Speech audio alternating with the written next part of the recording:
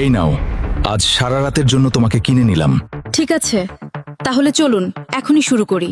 এই পাপীকে কেউ তুলবে না, এর জানাজা করাও হারাম। সবাই চলে যাও এখান থেকে। চলো সবাই চলো। কি ব্যাপার, এই মৃত ব্যক্তিকে রেখে সবাই চলে গেল কেন? পাপী হলেও কি সে মানুষ না?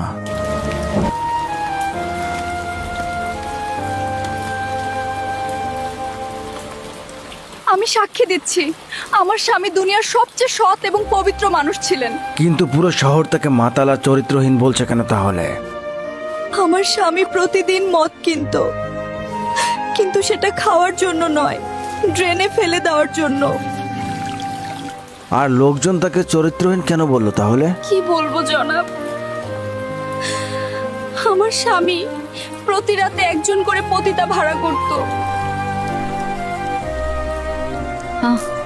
এই নাও, আজ সারা রাতের জন্য তোমাকে কিনে নিলাম। ঠিক আছে, তাহলে চলুন এখনই শুরু করি। না, আমি কিছু করতে আসিনি। তোমাকে আজ সারা রাতের ইনকাম দিয়ে দিচ্ছি, বিনিময়ে তুমি আজকে ঘরের দরজা লাগিয়ে রাখবে।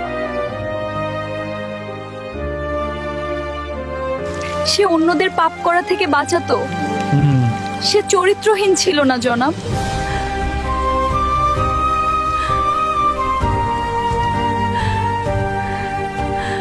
তার এই কর্মকাণ্ডের জন্য আমি তাকে সব সময় বলতাম, কিন্তু সে কি বলতো জানেন?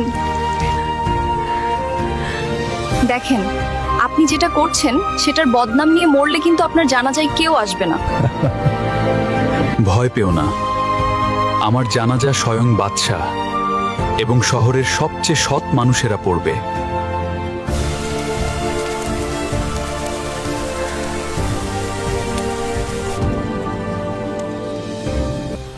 আল্লাহ তোমার স্বামীর দোয়া কবুল করেছে বোন। আমি সেই বাদশা।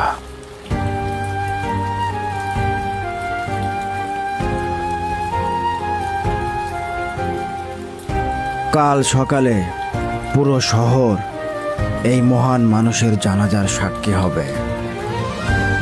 অনেক সময় চোখ যা দেখে তা সবসময় সত্যি হয় না। কাউকে বিচার করার আগে তার ভেতরের গল্পটা জানতে হয়। অন্যের নিন্দা না করে সময়টা ভালো কাজে লাগান। ভিডিওটা ভালো লাগলে অবশ্যই লাইক এবং কমেন্ট করবেন।